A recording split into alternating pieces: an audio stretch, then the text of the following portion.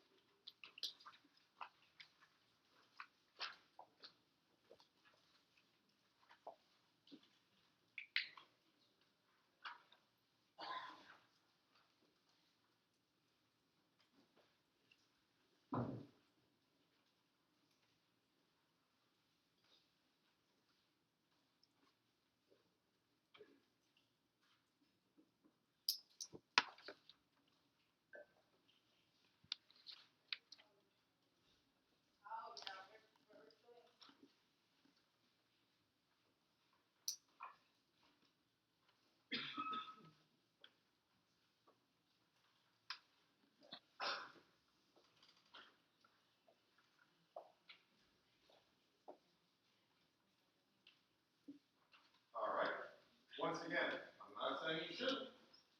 I'm not saying you shouldn't look first. I'm just going to bring out the point. You just look at the call of the question by itself. Does that help you at all? I don't think so either. You know you're doing a contract question. Big deal. That's the way it's going to look 27 times. And again, the human nature in most of us says, if I peek at a long hypo and I just look at the call of the question, generally speaking, you're going to start to look at the answer choices, 3 of which have nothing to do with this hypo. That's my own paranoia and insecurity, and that's why I'm so obsessed with you not to do that at all costs. Because, just from the story itself, from the hypo, what is the whole hypo talking about? I'm sorry? Consideration. Anybody else? What's the most important sentence of the whole paragraph? Calm down, that's why we're doing this. But we'll do it your way. Once you see in any contract question, that there was an agreement, there was a writing, they entered into a contract. Number 1, do we have any offer or acceptance problems? If they're already telling us there's an agreement. No. What's the key sentence or phrase in this whole hypo? Say what? In recognition of his past service, what happened? And the resolution and the agreement did what? Factually. Some plain English. What did he do? The company did what for him? It's going to give him money, right? Is the company going to give him money? Yes. Generally on itself, is that enough? No. So is this an offer question? Is this whether it's a valid offer? No. So what's the point of the whole hypo? They offered him money, and then what did he do? Oh, now you're throwing around big words. What did he do? Because what did he do factually? He bought a car. And how quickly did he buy a freaking car? Immediately. How did he know right after they told him? So, is this an offer question? No. Is it an acceptance question? No. Is it a past or moral consideration question? No. Is it a discharge by bankruptcy question? No. What the hell is it? Reliance. So when I said like 200 minutes ago, what's happening here? Where were all of you screaming? It's about reliance, John. Because the company said we'll do this, and then he went out to the car. And how do you know he relied very quickly thereafter? Because they dumb it.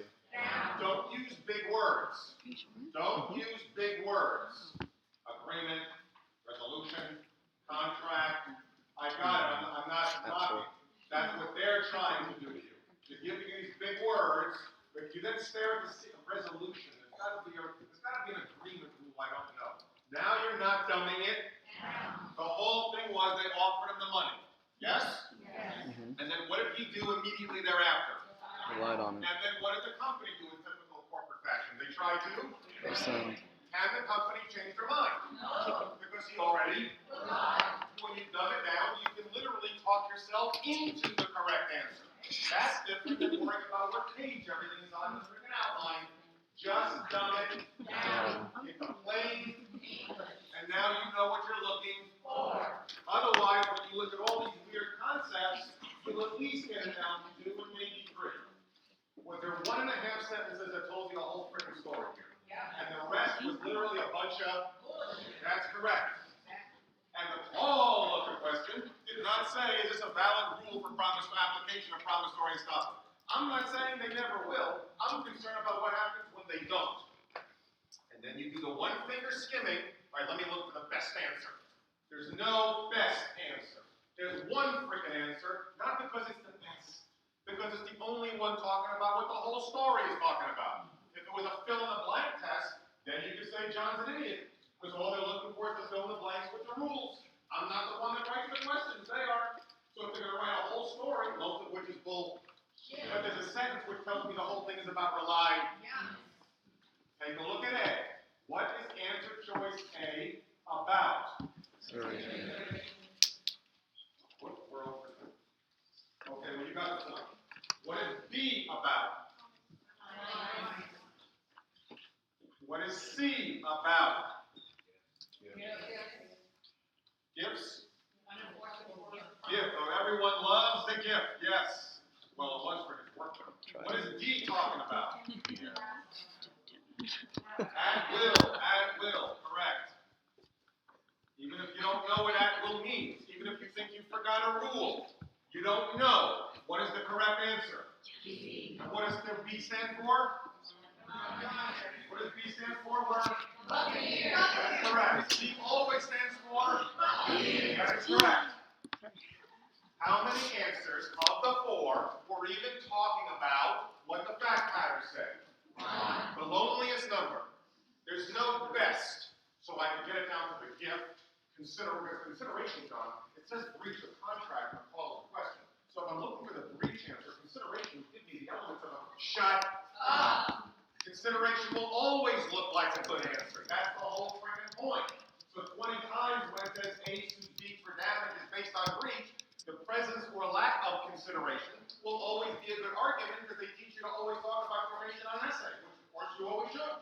But that doesn't mean it's the best answer all the time. It depends on what the story is talking about. Dumb it down. And distinguish and separate what each answer is talking about. And don't get sunk into the language of the whole bleeping paragraph. Label, separate, distinct. So when you're tired, that's why I say, on the last 50 in the morning, on the last 50 in the afternoon. Most people, human nature, overcompensates. I became a bigger geek than normal by reading books on all this, why people perform well under pressure, blah, blah, blah. It all comes basically down to the same thing. In the morning, you go too fast because you're all pumped up. In the afternoon, you're tired, you lose your fundamentals, you make silly mistakes. You have to almost reverse yourself. So I'll say later on today, when that witch says go, you take a deep breath and you calm yourself, and you say, I'm just going to read it like I read it at home. Don't rush. Because remember yesterday, Walter in the chemistry said, where does it say educational? In the first freaking sentence, that was question number 1. No one sees that word at 9 o'clock in the morning. Not when you're reading that fast. Just not going to happen. Most of you didn't see it, the friendly confines of the freaking moot courtroom, for God's sakes.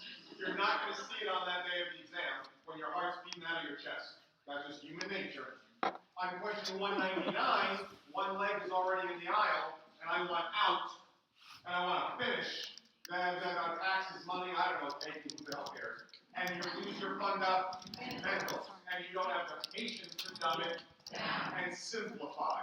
Because you always think the more tired you get, the weirder it looks. And the weirder it looks, the more weird the question has to be. And that's what you have to flip around.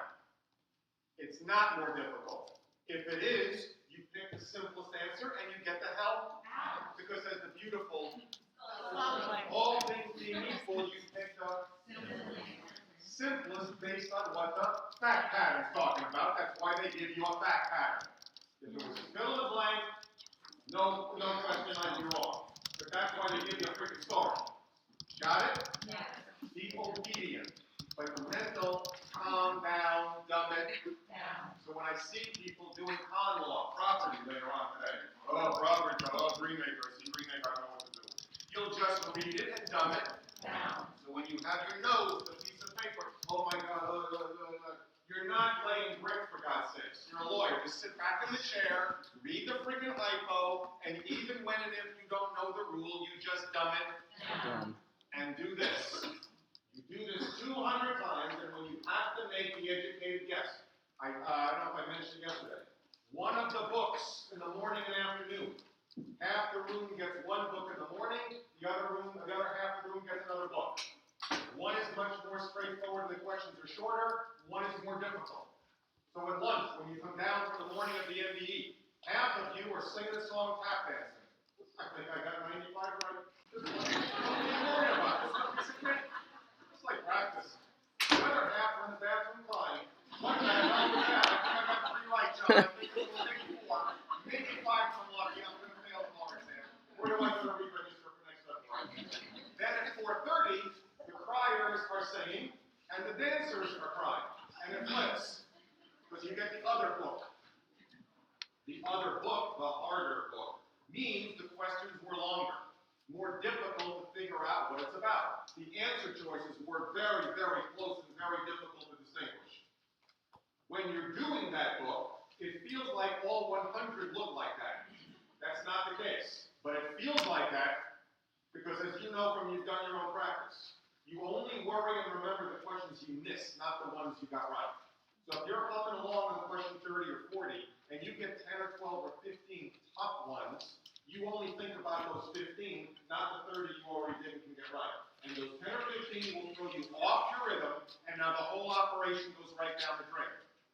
I'm begging you, don't let that happen. That's why this is about patience and discipline on each question. Even if you miss all 10 of those, which won't happen as long as you're reading them the right way. But even if it did, there's another 85 you can get right. But if you get the bad book in the morning, it's very difficult emotionally to get your confidence back in the afternoon. And then the whole operation is a waste of freaking time. All you need is one by one by one. The worse they seem to get, the more you dumb it. And all of a sudden, after 6, 7, or 8 questions, you'll get a simple quarter criminal law question stuck in there. And you get your little mojo back. Yes? Yes. Yes. Excellent. Turn the page. No, James did. Page 13. No, James.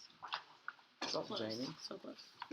Question 9 is cover up the answers. Just read the facts and all of the questions.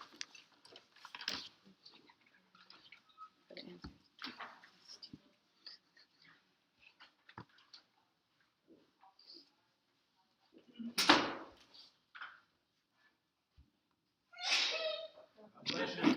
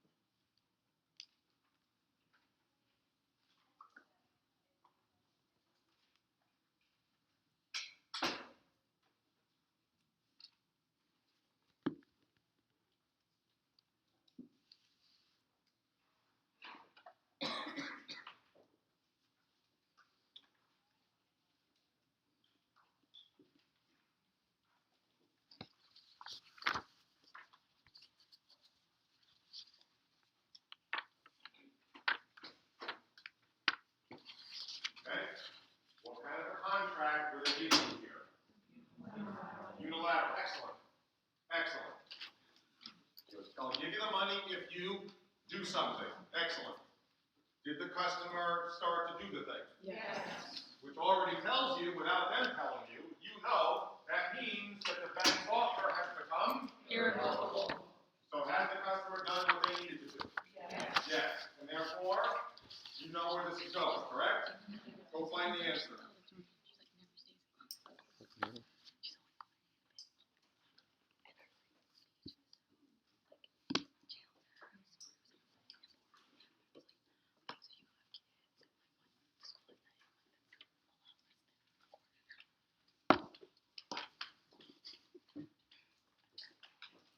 What's the correct answer? C. Done. Unilateral contract. Once the customer began performance, stood online, can the bank take back the offer? Because the offer has become? In an option contract, if I just say to you, I'm going to sell you my car. I put an ad on Craigslist. I'm going to sell you my car. And I say, I promise to keep the offer open to you for 2 weeks. Is that enough? No. Because I didn't include additional Consideration. If I did, and then I wanted to revoke it 2 days later, could I? No. Because now the offer would have to be irrevocable. Done. Let's move along. Back to the handout. The outline material, excuse me. The property. No. Sorry. I am not deterred by your pessimism.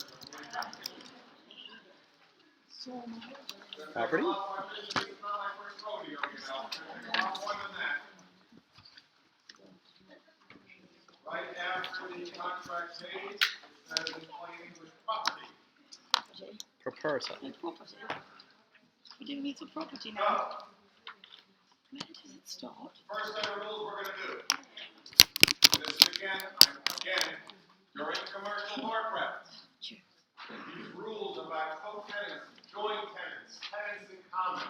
There's always a lot of material. Time, title, possession, etc. I'm not saying don't know it. I'm saying the only thing that matters is get the rule down and know what it looks like on a question. Only matters as far as your application is concerned. The good news about property compared to contracts is many, many times, not always, many times in property, as long as you know the base step of, and you don't have to read into the facts as often for your issue spotting. Meaning, in the ones we did, or many others, you have to know what an assignment or delegation question looks like. You have to know what these consideration questions look like, because they're not going to tell you. The reliance one, it never said it till the answer choice. In property, if you own Green Acre, fee simple absolute, or a life estate, how will you know how you own it? Because they literally have to. If I convey Green Acre to you and give you a warranty deed, or I'm going to give you a quitclaim deed, how will you know which version of the deed I gave you they have to? So as long as you know the depth of both and you keep them separate, you already know where it's going. You don't have to figure out, is this the one with the warranty? Is this the one? In many of these questions, they literally tell you. So that's why you don't have to understand it. You don't have to be a property lawyer. You just have to know the definition and not the intimidation. Because all they can test you on in 1.8 minutes is not about that whole freaking season bowl. All they can do is test you on a basic definition. They know we all hate property. They all know we didn't learn anything in first year. They all know that. So you have to assume. If they know I don't know, what can they test me on? What is the rule to get that out of the question? So, I never understood these for like 15 years. Then one day, the light bulb went on. Because what did I do is I'll talk a lot this afternoon about evidence. That's how I figure out evidence. Because who the hell will understand that? In property, I just said, what the hell do these questions look like? So I did like 100 of these hypos. And I realized that once you can see what it looks like, and you slow the bleed down, it's like a cookie cutter little math question. 2 plus 2 has to be 4. Here we go. Joint tenancy. If you and I own Green Acre as joint tenants, and you'll know it's joint tenants because they have to freaking use the words joint. Here's a right of survivorship. Joint tenants equals right of survivorship. You and I own Green Acre by joint tenancy. I die. The millisecond that I die, who gets my 50% of the property. The guy. And what about my heirs? No. They're out of Look. done. And how will you know when I die? Dead. How do you know we own a joint tenancy? Done.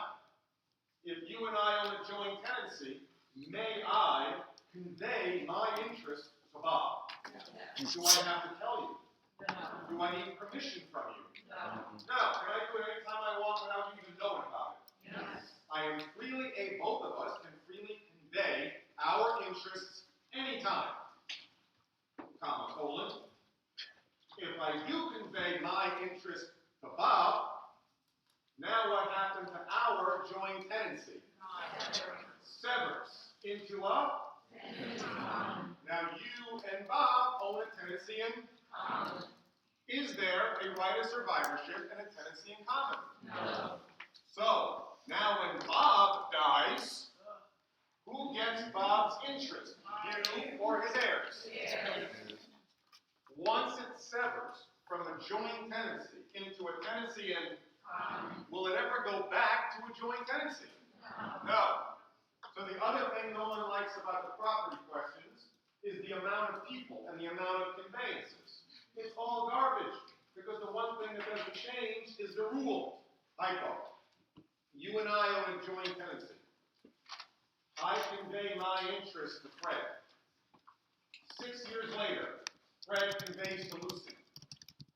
12 years later, Lucy conveys to Ethel. 30 years later, Ethel conveys to Ricky. 2 years after that, Ricky dies, leaving little Ricky as his heir. Buccaneer and little Ricky are fighting title and fighting it out to who's going to own the property. When little Ricky dies, yes, it's my homage to the I Love Lucy show. When Ricky dies, are you going to get it, or is little Ricky going to get it?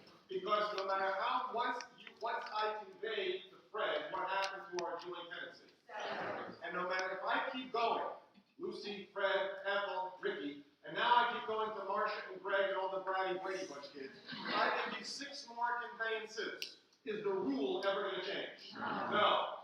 So as soon as you see this thing turn into that thing, no matter how many more things I do, is the rule the same?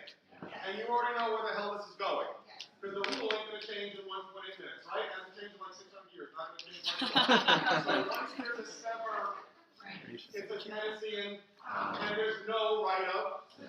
So no matter if I do the whole alphabet, they got Z down there, Zorba down there, Zorba and you own it as a? Because once it Severs. it's never coming Back. If you and I own a joint tenancy, and I go to my lawyer, and I make a will, and I leave all of my estate, including my property, to my brother, does that will transfer our interest right now? Because when is a will effective? Then, years later, hopefully, when I die, who's going to get my interest in our joint tenancy? Because the millisecond you die, what always prevails? The right of? So when you see a will, does that have any legal effect on the joint tenancy? Because there's been no actual convey done. If we start out as tenants in, is there a right of survivorship? No. So no matter how many freaking conveyances I have, or both of us do, is it always going to stay a tenants in common? So, they're always going to tell you how we start out. Then there has to be a legally significant event. Either one of us or both of us die, and the key is who died. Or one or both of us convey our property. And then I know it into a, from which there's no right of. Done. Tenancy by the entirety. Tenancy by the entirety is between whom? Husband and wife. Husband and wife. Does it look like a joint tenancy? Yes, because there's a right of. Done. However, can I, if Mrs. John and I own Greenacre, can I convey my interest in Greenacre to you right now? Because in a tenancy by the one spouse may not convey freely without the other spouse's. invalid conveyance. It will always stay as a tenancy by the entirety. The one main thing that will always sever the tenancy by the entirety, of course, God forbid, is divorce. But if we have a tenancy by the entirety, and I have consent, can I then convey it to you? And then it will sever it into a tenancy in common. What's the big deal? Yes? Yes. Let's prove our point before we give you too much law. And let's turn to the questions, because if I give too much property law, you'll all be studying this stuff too early, and then it's an extra job. So let's go to page 18. Page 18 in the multiple choice packet.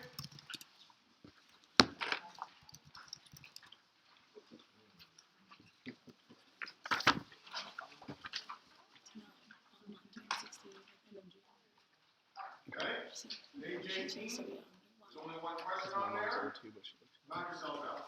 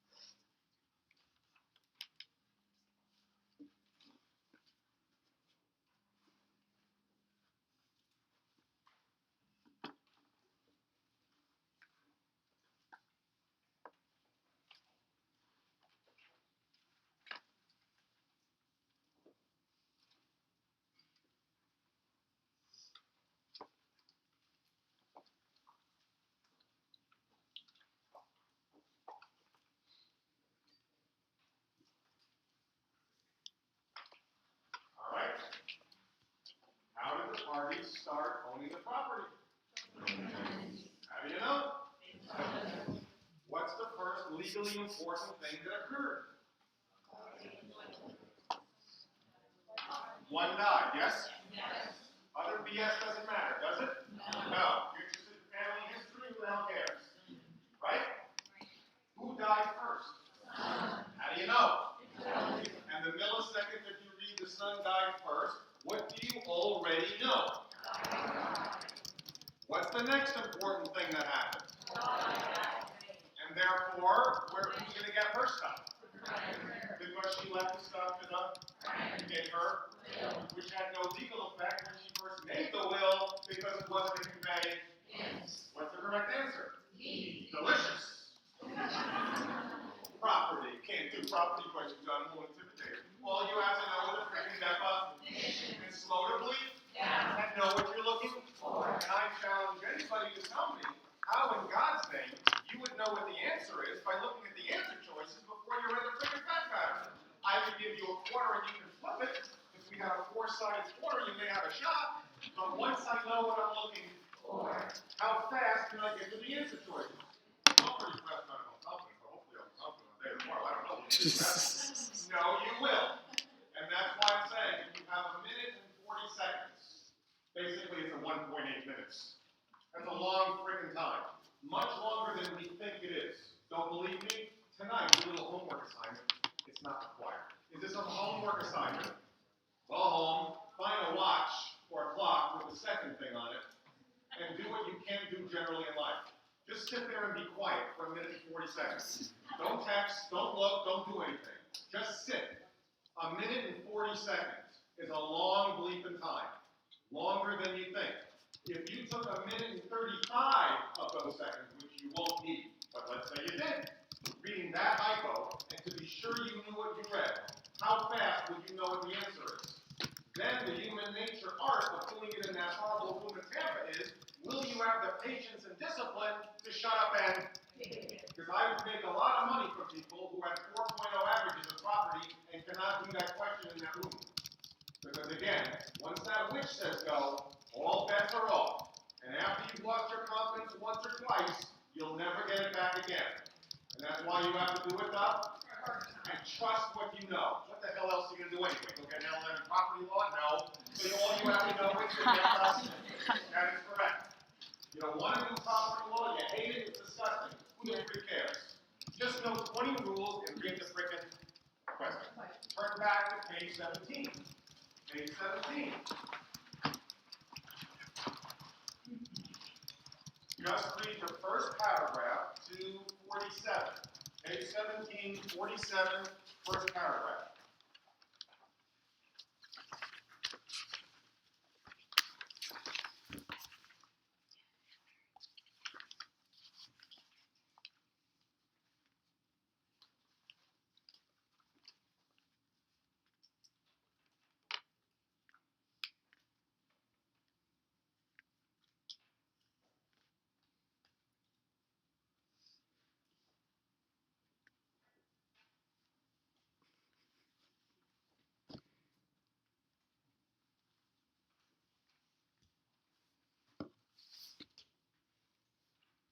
So, from the first paragraph, what's the legally important things that they told you? How did they start out owning the property? Then what's the important thing that happened? They throw in that safari thing, correct? A little more reality TV bull, correct? Is there some sort of safari rule I should know? No. Do I know anything about going on a safari? Because John is, of course, safari. I'm a tourist girl. I'm not going to safari. Television. I know to look at the Hawaiian Tiger. That looks pretty cool. I'm going all the way there to look at that. Of course, I'm in a hotel this week. I'm not going there. All the superfluous garbage. Don't underline every freaking syllable. You're only looking for the important stuff. Most of it is garbage. So by the end of the first paragraph, what do you need to know? That now they own it as? Read the next paragraph.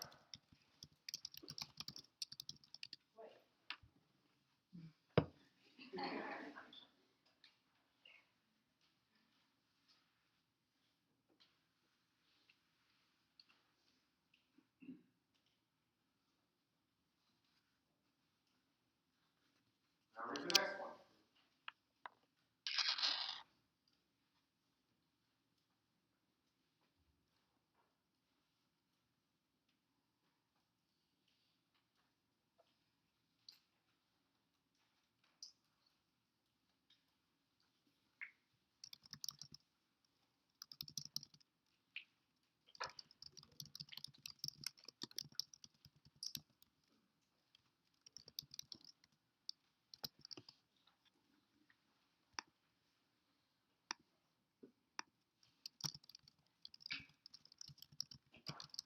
See where this is going? They try to give you a little Mickey Mouse thing with the back and forth transaction baloney? Yes. But what's the correct answer? Got it. What's the problem? Once it goes to a tenancy in common, is it ever going back? No. Will, safari, blah, blah, bullshit. I know where this is going. Most of it is garbage. And then you look at that paragraph. That was my little teaching moment for this question. Back to the whole of the question. What are they asking me about? Declaratory judgment, John. Very scary. I don't know declaratory judgment. Who the hell? I already know where this is. You pick the answer based on what you do know, and you throw out all the baloney. Oh, look at the question, John. In this action, who should prevail? Big deal. If you look at that, how in God's name would you know anything? You know from there's about 2.5 lines that tell you the whole thing here. And everything else is a bunch of, the best defense is a good offense. I know the rule, cut out the baloney, and I know where the hell it's going.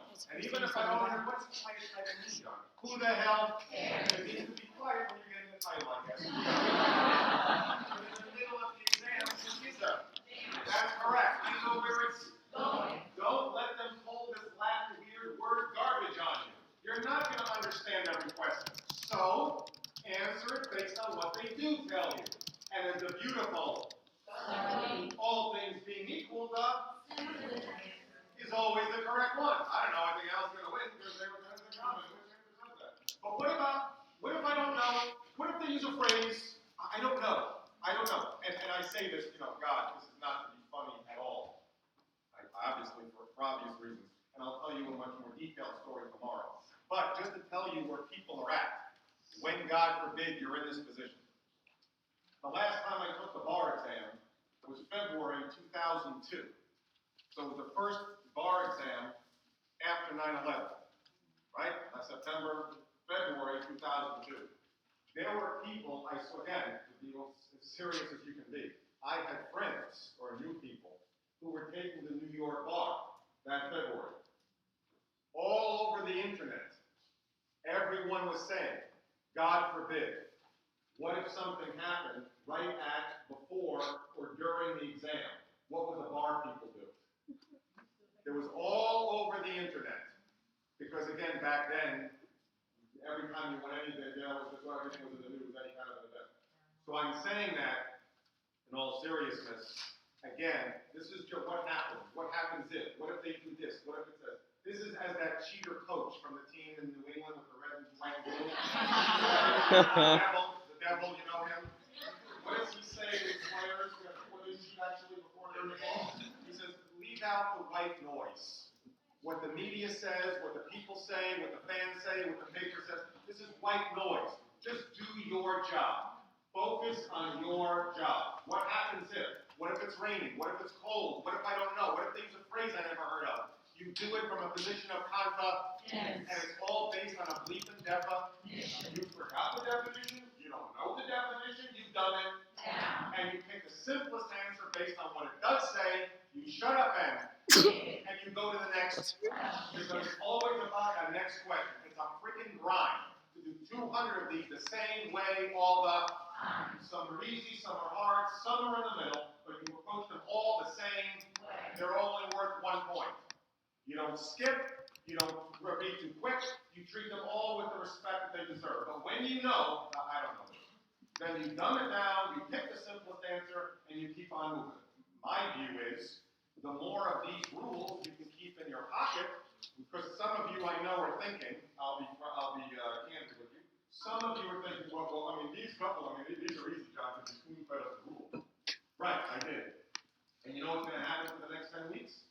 You're going to be spoon-fed a lot more rules, maybe with a bigger spoon, maybe with some extra noodles and some other stuff along with it, and you'll have to use a strainer to take out the garbage and just have the rule there. Yes, that's true, but no matter what, all those books you've got at home all have a definition, and that's why your mantra every night when you're making your little card document, etc., is, if John asked me what's the rule for this thing, could I tell him?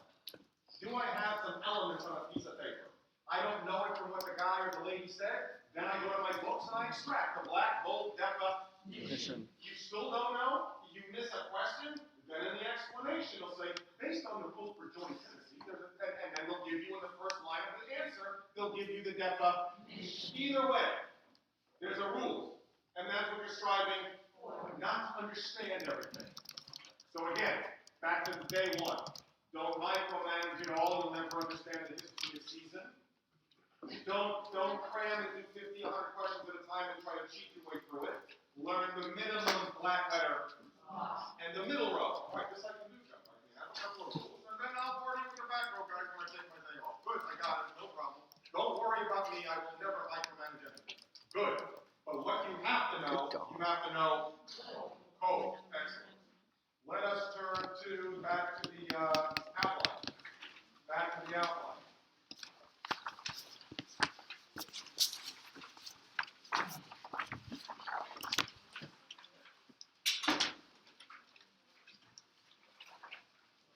Next page should say contract. That's obviously still property law, but we're going to talk about now conveying a piece of property from one party to another. We talked about when 2 or more people own the same land. Now we're going to talk about when John wants to convey Greenacre to Bob. One party conveying title to another party.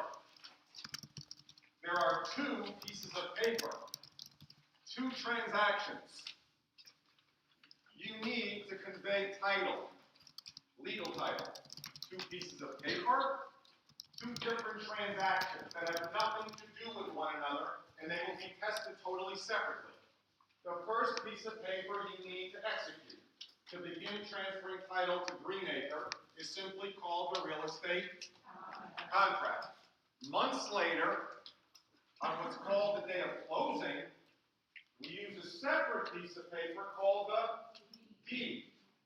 Separate paper, separate transaction, separate rules to know. First is the real estate contract.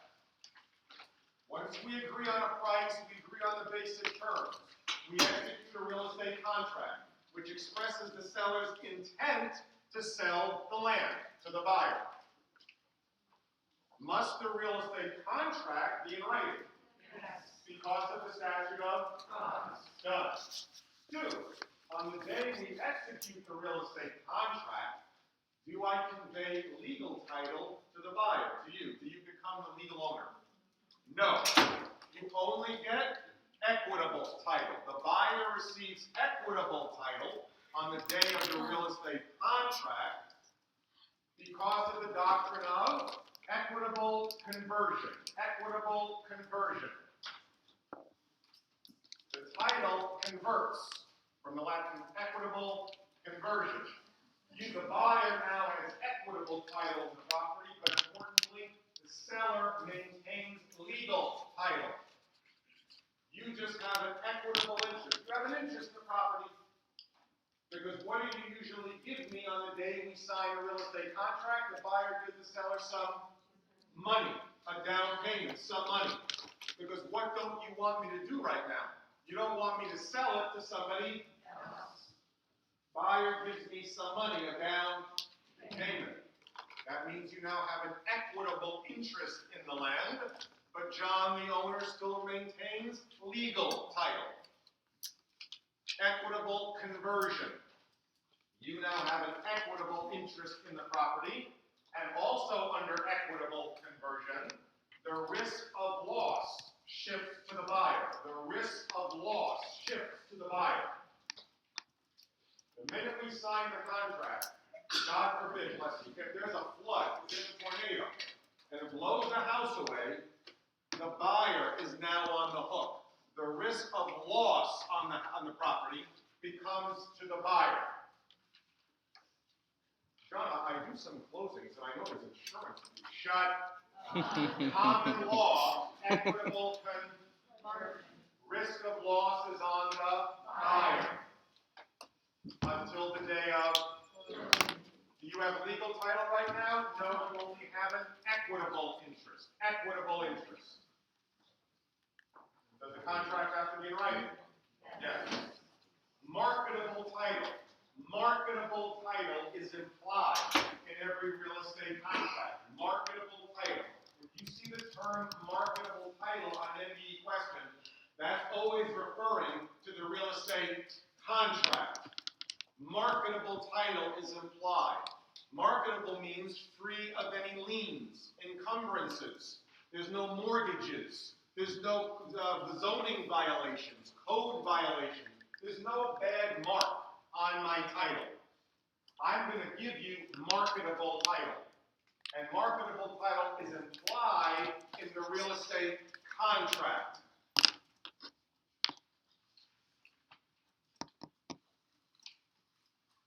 When you sign a real estate contract, you may include a bunch of provisions, promises. Before closing, I'll fix the hole in the roof. I'll make sure the pool is taken out.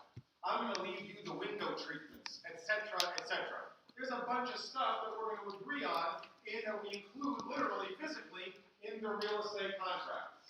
Now, months later, we come to the day of closing. Come to the day of closing. From the day we sign the real estate contract, all the way now, till 6-7 months later, does the seller even need to have legal title to the property? No. When must the seller have legal title of the property? On the day of closing. Because since I'm always the legal owner, even when we sign the real estate, did I even need to have legal title in the first place? No, because was I giving you legal title when we signed the contract months ago?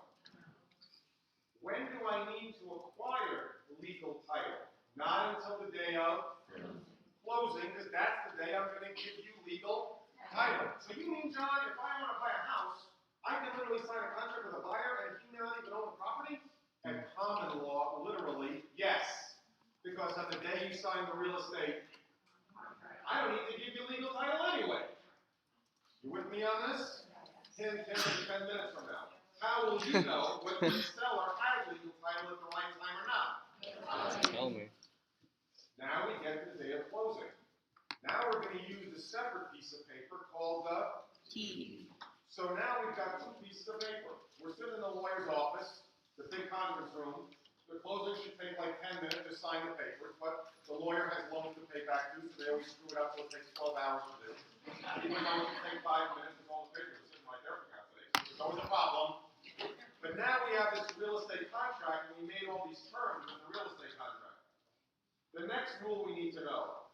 What happens to all the agreements, the terms, the provisions in the real estate contract when we're going to sign the deed right now? All of the contents of the real estate contract merges on the day of closing. And all of these provisions become part of the deed. The real estate contract ceases to exist because all of the contents, rules, provisions, etc. now become part of the deed by the doctrine of merger. Merger. This merges into this. And so after closing, if I don't do stuff that I promised to do in the real estate contract, can you sue me for the breach of the real estate contract any longer? Because it doesn't. You'd have to sue me on the Deed. done. The real estate contract does what on the day of closing? And now a week, a day, an hour, 9 years later, you'd have to sue me on the done. Now we talk about the deed. The deed transfers legal title to the buyer. Here are the keys. I'm out. It's now your house. Must the deed be in writing? Because of the statute of? Done. Some things we need to know about the deed. There's a couple of kinds of deeds. There's a warranty deed, which in simplest terms means I'm making a bunch of promises. Warranties. Again, in commercial bar prep, you will learn there's 6 warranties. Some are present, some are future. It's just a definition. You won't remember it all. So, you remember what you can and keep everything separated. But what I want you to know for now is, if I'm giving you a warranty deed, I'm making a bunch of promises, and the warranties generally relate to my title being perfect. You don't worry. If anyone shows up in 20 years and claims they have some interest, I'll take care of it. But I'm promising you that that's not going to happen because I've cleared up all these problems already. If you then find out that there are problems with the title, what are you going to do to John? You're going to sue me for a breach of warranty. Breach of warranty. Because I'm giving you a warranty from the Latin warranty deed. That's the name of it. There are 2 types of warranty deeds. There's a special warranty deed. Special warranty deed. And a special warranty deed means simply that the seller is not just promising that everything is okay while I owned it. I'm promising you that everything is perfect with this title since the history of the land, forever. Not just while I owned it, but 100, 200, 300 years ago, I checked everything out and everything's kosher. Special warranty deed. I'm promising you everything is okay forever. Versus general warranty deed. General warranty deed, I'm only promising you that the title is perfect since when? Since I owned it, since the current owner had title. General warranty deed. I'm telling you everything's okay while I have legal title. Am I telling you what happened in 1925? No. Now you're on your own. I give you a special warranty deed. I'm telling you everything is okay since whenever. Versus quit claim deed. Quit claim deed. This is not a warranty deed. This is the opposite of a warranty deed. Quit claim deed. From the Latin, I'm quitting my claim. Quit claim deed. I'm quitting my claim. I'm not making any promises. I'm just giving you whatever I have. This is the ultimate, let the buyer beware. I may have perfect title, I may have no title, but you're going to get whatever I have, and I make no promises or guarantees whatsoever. You're just getting whatever the hell I have. And therefore, if a week or 2 or 5 or 10 years later you realize that there's all kind of problems with the title, can you sue John for anything? No. Because you acted like an idiot. That's correct. So I know that why would you give a quick claim to John? I need to understand everything before I want to do the question. First of all, you don't need to understand everything. That's my whole point. Just know the definition. But generally speaking, like much of this, it doesn't make sense in the real world. I agree. In the real world, the main application for this would be in between family members or partners in some circumstances. But imagine, God forbid, your grandmother, your uncle, some family member, God forbid, owned the house and got very sick. And you didn't want the house to go through probate. You didn't know what was going to happen. And you wanted to move the house through before anything God forbid happened. So you have your relative's quick claim deed to you. It's the quick way, because the quick claim deed will still transfer legal title just like a warranty deed. But you're not going to wait to check things out because you're assuming grandma's not trying to screw you with the title. And you don't care if anything's wrong, you'll worry about that later. Quick claim deed is a quick way to just transfer the title, and you don't care that someone is not promising you anything. Would you normally buy a house in the real world and use a quick claim deed? Not unless you're an idiot. That is correct. So when Tom Hanks bought the Money Pit house, if he had taken a quick claim deed, would he have been out of luck? Yes. And how will you know what kind of deed they use in the question? Done. Some other elements we need to know for a deed. There needs to be in the deed identifiable beneficiaries. Identifiable beneficiaries. Who is getting the property? Needs to be specific as to who's getting the property. Identifiable beneficiaries. Beneficiaries. Identifiable grantee. Grantee. Sorry, my fault. I apologize. Identifiable grantee. Who is getting the property? Identifiable grantee. 2, there needs to be a legal description of the property. Legal description of the property. Usually, that means the so-called meets and bounds description. The property located at 20 degrees north, 15 degrees west, where they keep all that stuff in the courthouse records, blah, blah, blah. That's the legal description of the property. But do I absolutely need to have that? No. Can I use any plain English description as long as a reasonable person could find the property? Yes. Legal description could also mean anything sufficient so that a reasonable person could find the property.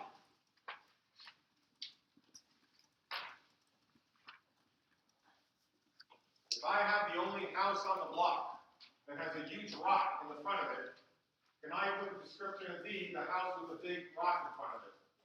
Yes, because would a reasonable person be able to find the house, blah, blah, blah. If all the houses in the development have rocks in front of it, would that be sufficient?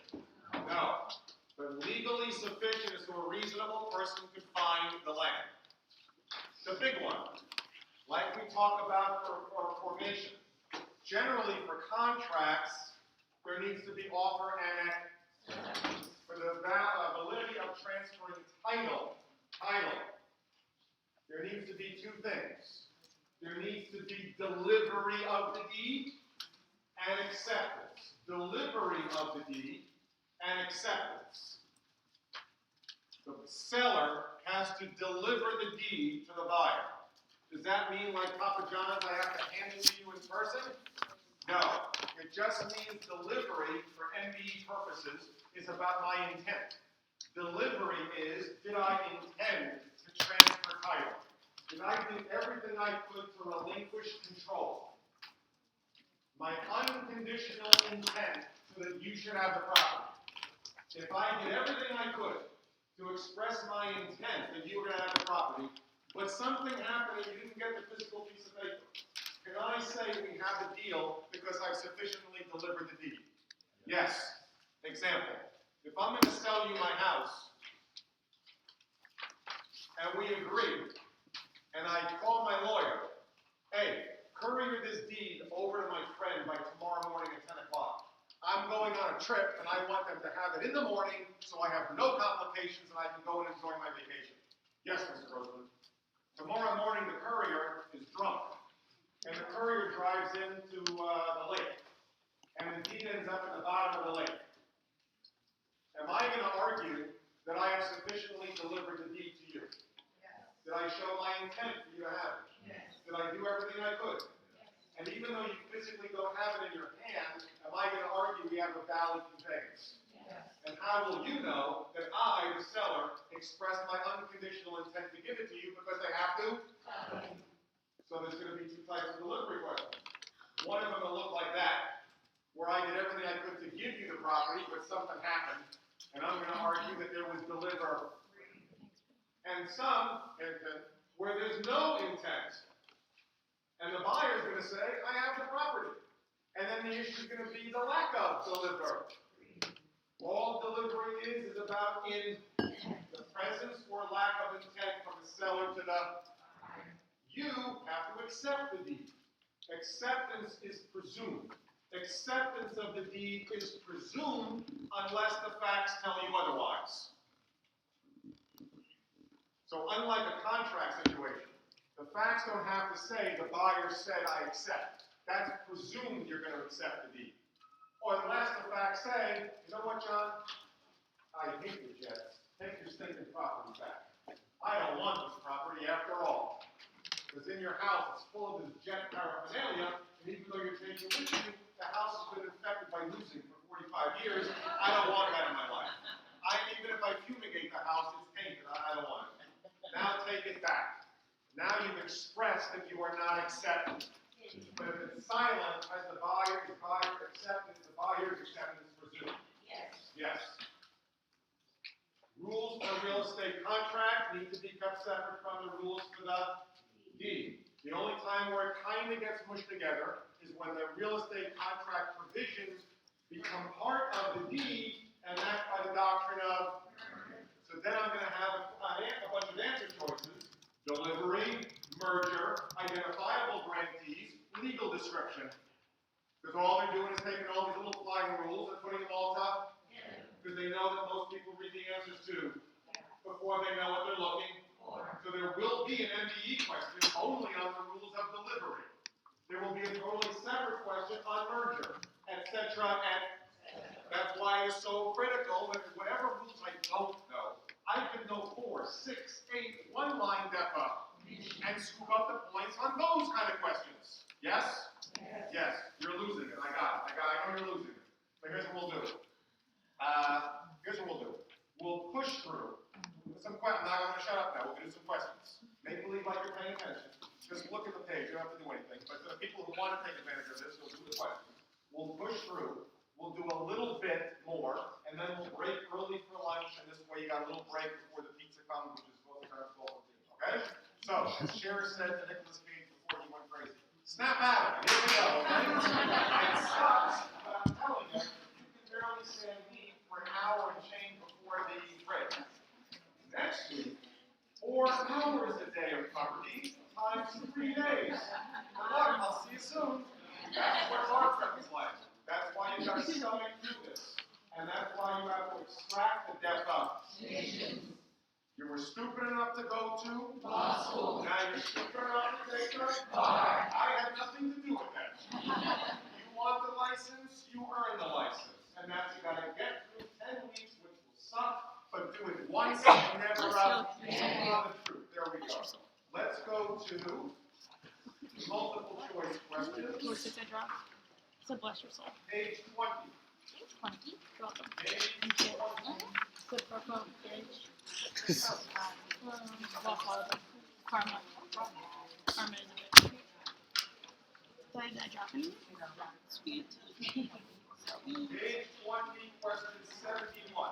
Page 20, number 71.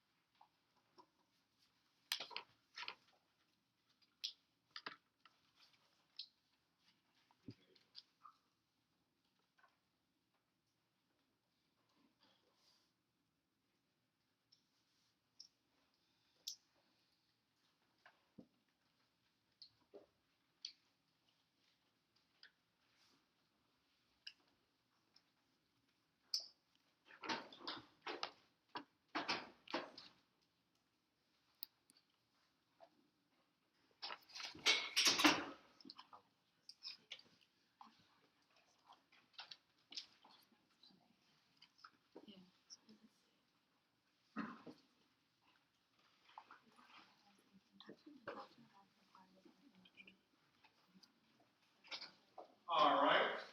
By the sound of the room, either you've given up or you're cocky and you know what the hell you're doing. So, what were they testing you on in this question? What rule were they talking about? When you need title. Yeah. Did he have title originally? No. Is that okay? Yes. Did he still enter the contract? Yes. When does he need to get it? Closing. Did he get it? Yes. How do you know? Now Yes. you know what you're looking for. What's the correct answer? C. Done. Yeah. John, here's what happened.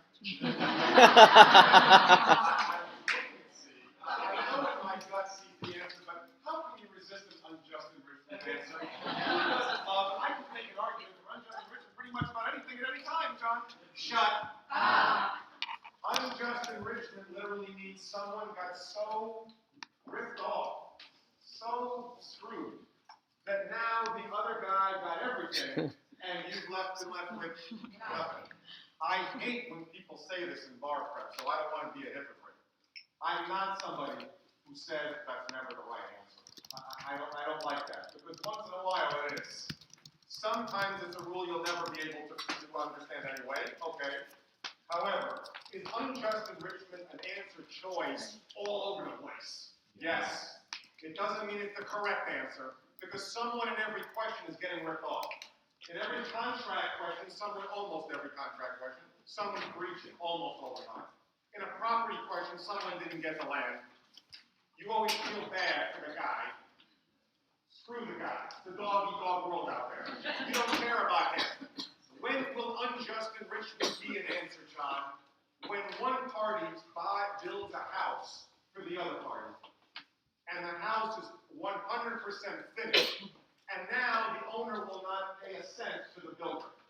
Now is the owner. Has the owner been unjustly enriched with a brand new home? Yes. And the guy worked for 6 months and got 0.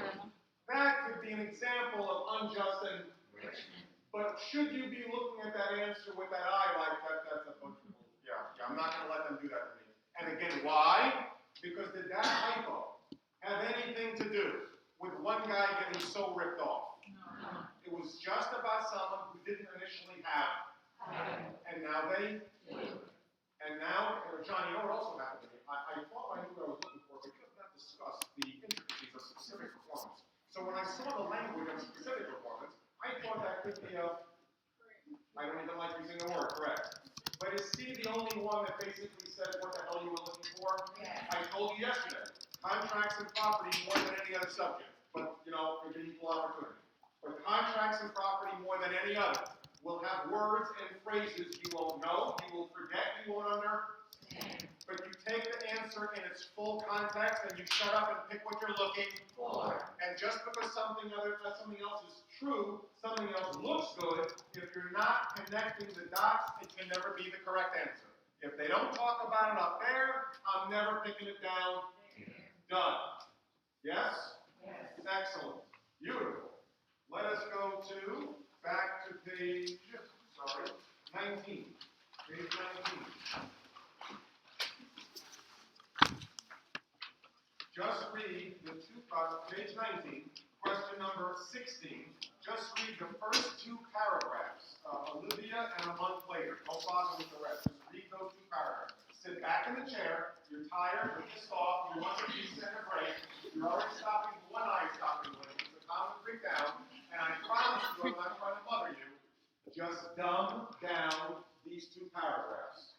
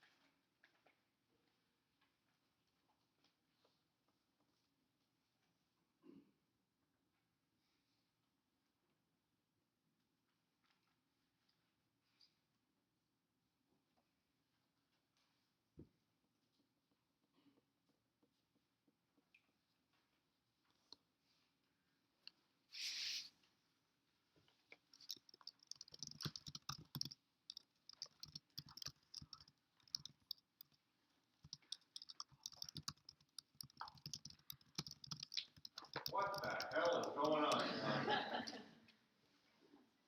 When I teach this in school during the semester, I never call anybody because I do the class in the last semester of law school, and I don't want to call anybody in the last semester. It's kind of rude, you weren't the right time for that strategy.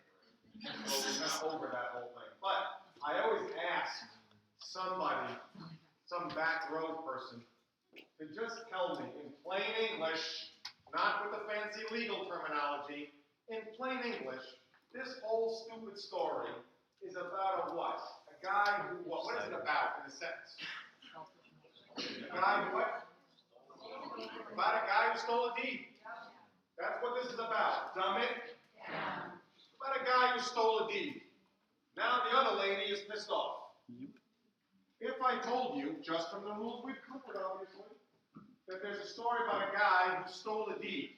Now he's trying to do stuff with it. Does he have it now? No. What element is missing from him? Because did the ant want him to have it? No. How do you know? Because what did he do? Took it. Okay, good. Now I know what I'm looking for. Is this all about the fact that he never got it in the first place? Yeah. Done. Now we'll skip over and come back and do a little learning, as you'll see on the next column. They give you a recording statute. Stop at the moment. We're going to go over that in a second. You'll see how easily stupid that is. Now, look again at the call to question. Olivia brought an appropriate action against buying the quiet title to the rich acre. Oh, the age of majority, John. What about that? Shut up. Who the hell cares? This has nothing to do with how old they are. If they're 6 months old, they're 99. Does the issue change? Is this about a guy who stole a deed? Yes.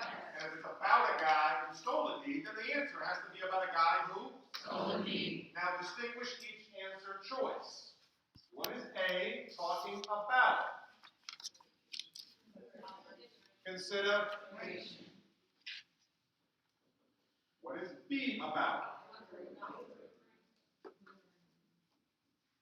C.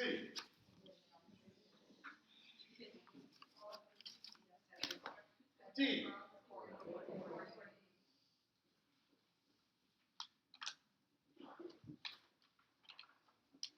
What's the correct answer? D. 4? That's correct. Wow. Effing wow. Moving right along. Is the whole thing about a guy who stole a deed? Yes. Is there only one answer talking about whether there was intent or not? Yes.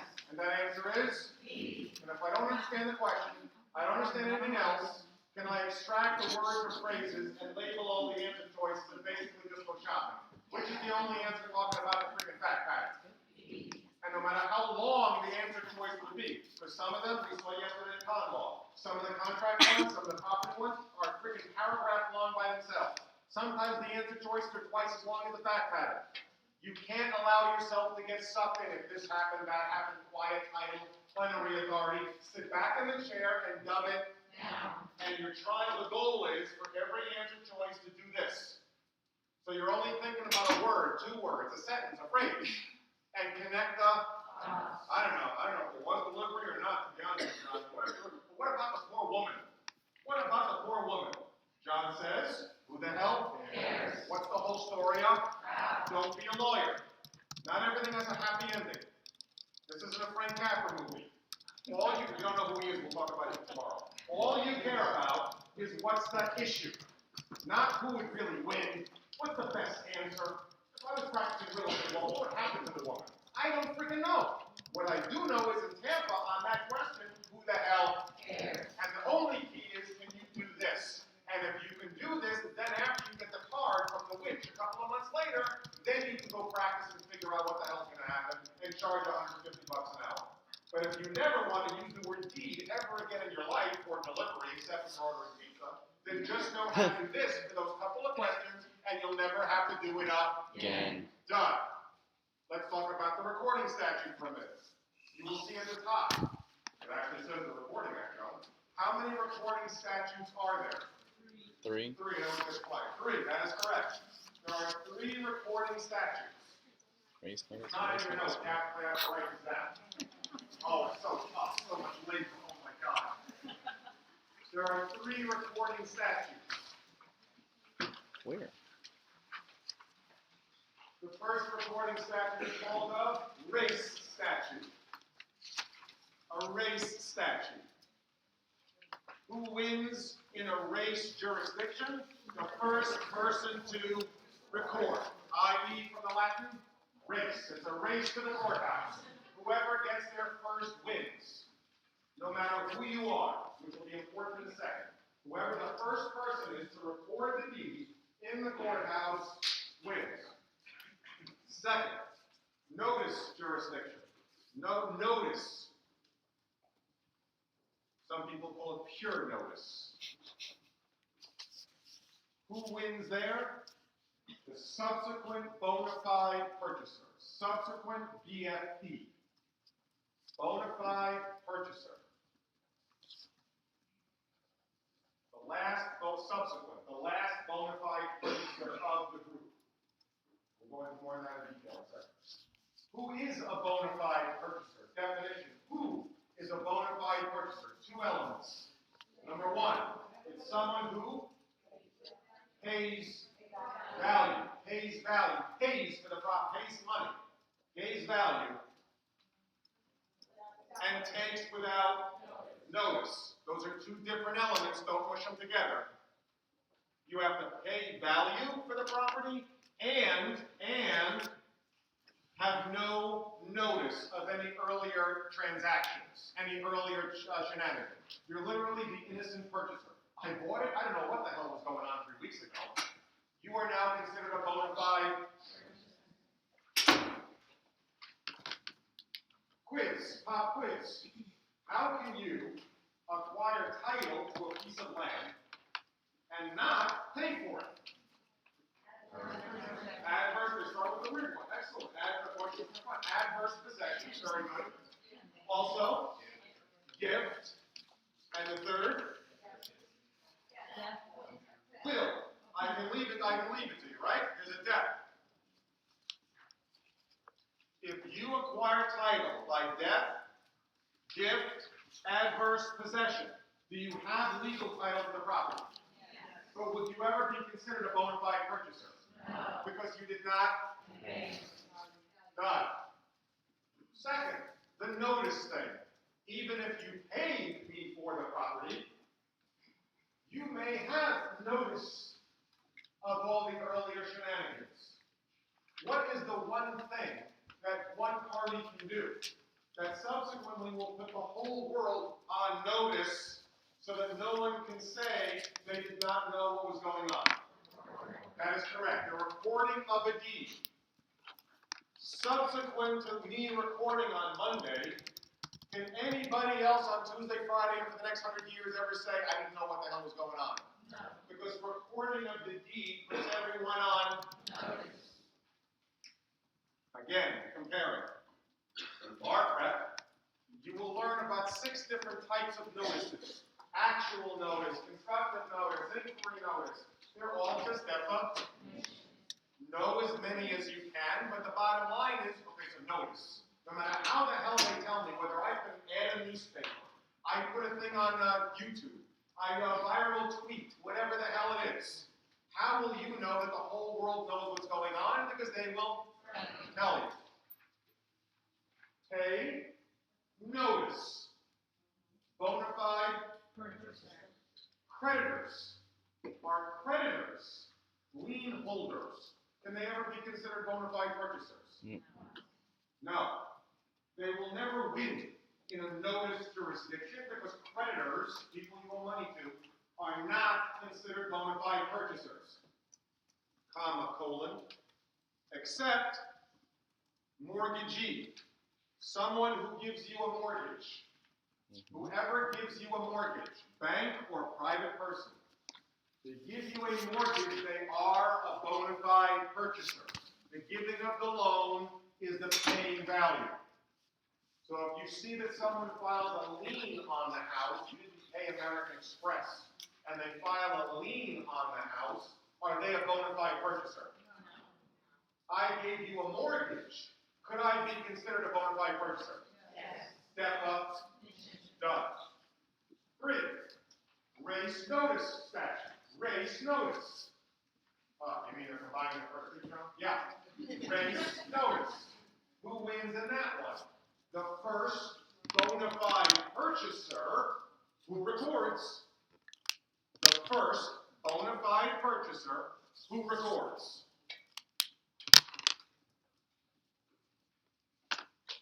Three statutes.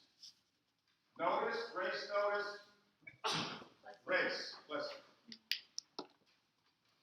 What will the hypo look like? Why is this even applicable, John? You keep talking about this notice thing. Hear me out for 2 minutes on this. I own Greenacre. It's Monday. This is again one of these hypos makes no real sense whatsoever. None. I own Greenacre. On Monday, I convey to Bob. On Tuesday, I give Greenacre to Joe as a birthday present. On Wednesday, I mortgage the property to Bank of America. And on Friday, I sell to Frank for $500,000. Why would you do that, though? I don't know. I don't understand it. It makes no sense. This recording statutes only apply for MDE purposes when the same grantor of one piece of does something to it to multiple, all of you, buyers, gifts, mortgages, liens, something happened to one piece of property from a single grantor to multiple people. Now by Friday, all of you are pissed. All of you are angry. Who the hell's going to get the property? Now it depends which recording. You with me on this so far?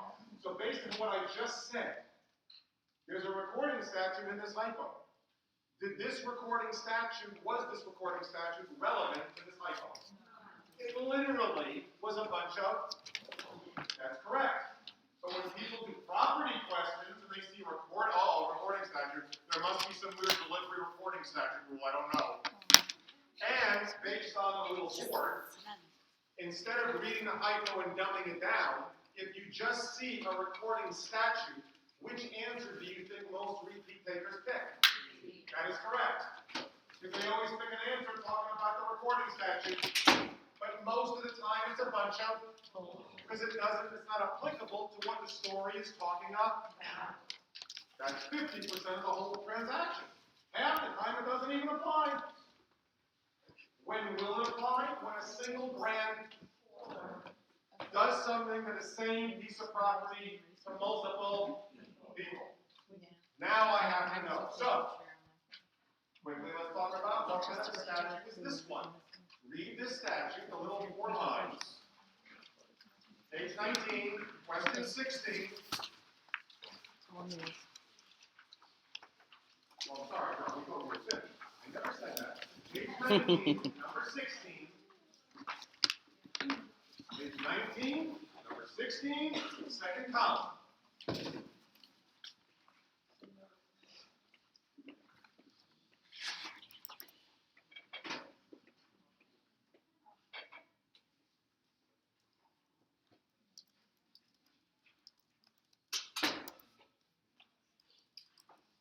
What kind of statute is this?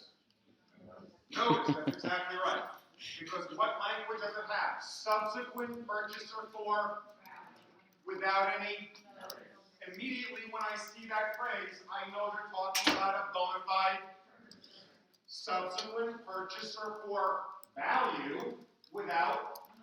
That's a bona fide purchaser. What would it have to say to make it a race notice?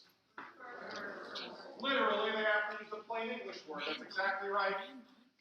Does this one say recorded first or first recorded?